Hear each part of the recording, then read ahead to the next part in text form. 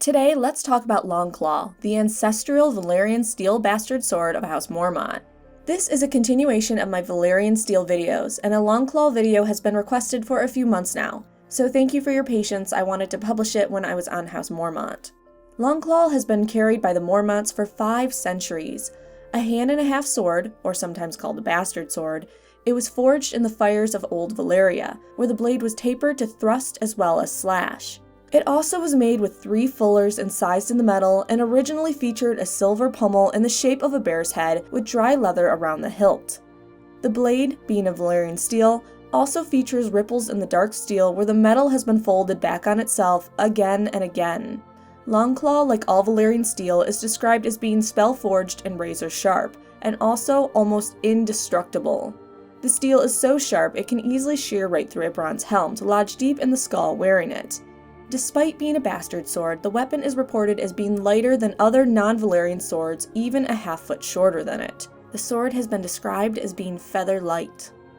Not a lot of Longclaw's history is known, unlike other Valyrian swords such as Darksister and Blackfire. Passed down from lord to lord of House Mormont, Jeor Mormont, the one-time Lord of Bear Island and House Mormont, wielded the sword when it was passed to him by his father, who in turn received it from his father, and so on.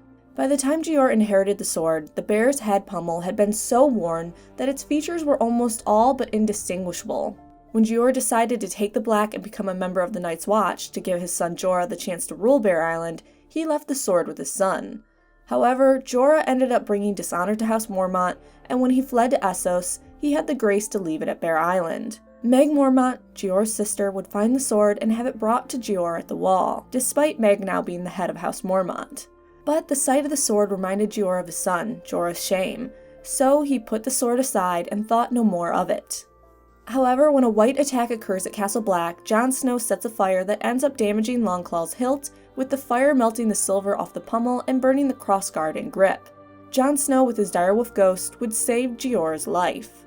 Following this attack and upon discovering the damaged sword he had put aside, Jeor had the sword's pommel remade into a snarling wolf's head, and presented it to Jon Snow. When Jon observes the sword, he would note, the pommel was a hunk of pale stone, weighted with lead to balance the long blade. It had been carved into the likeness of a snarling wolf's head, with chips of garnet set into the eyes. The grip was virgin leather, soft and black, as yet unstained by sweat or blood.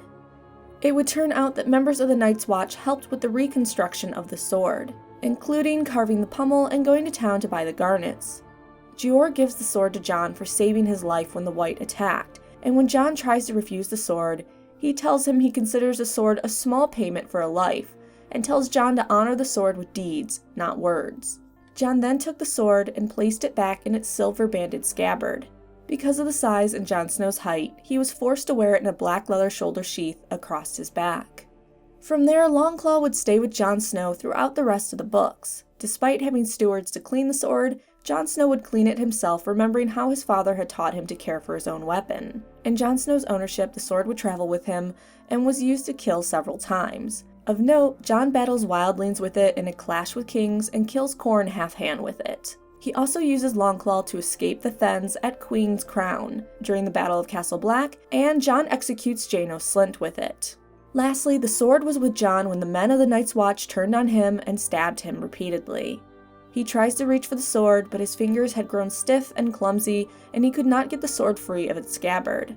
Following this attack on Jon Snow and his apparent death, the fate of the sword after this incident is unknown. But if Jon Snow is truly dead and stays dead, what does the future hold for Longclaw? It is possible the sword could go to the Night's Watch armory. From there, it might be given out to the higher-ranking members of the Night's Watch. Or, in the tradition of being handed down to the next lord of the house, the sword could go to the next Lord Commander. Then the sword would have been held by 3 Lord Commanders at the Night's Watch. Alternatively, it may not even stay at the Wall, and instead be returned to House Mormont on Bear Island. However, some probably find the future of Longclaw unimportant, as they don't expect the Wall and the Night's Watch to be around much longer. Finally, I also wanted to briefly touch on a theory I've seen in the comments section quite a few times. There are theories that suggest Longclaw is in fact Blackfire, an ancestral Valyrian sword of House Targaryen that has been missing for quite some time. Unfortunately, George R. R. Martin has shot down those theories and gave a resounding no, Longclaw isn't Blackfire. and the sword doesn't meet the physical descriptions to be Dark Sister. So if you believe the theory that Longclaw is Blackfire, don't feel bad, George shoots down a lot of cool ideas fans have had. Questions for you. Do you think Longclaw will be given back to House Mormont? How does Longclaw rank among your favorite Valyrian swords? House Mormont will have more videos coming up, and the Guest Right series still has videos to it as well that will be released. Other Valyrian swords will have their own videos when their house is being discussed. An extra Game of Thrones news video will be released later today talking about filming news and other general Game of Thrones news, including Q&As from George R. R. Martin from last week. In the news video, there's also a giveaway for a Knight of the Seven Kingdoms. If you don't care about Game of Thrones news, just skip to the end of the video to see how to enter the giveaway. Come back every week for new Game of Thrones A Song of Ice and Fire videos, typically around Sunday and Wednesday, but they might be a few days early or late around the holidays. There's also Star Wars, comics, Walking Dead reviews, and more.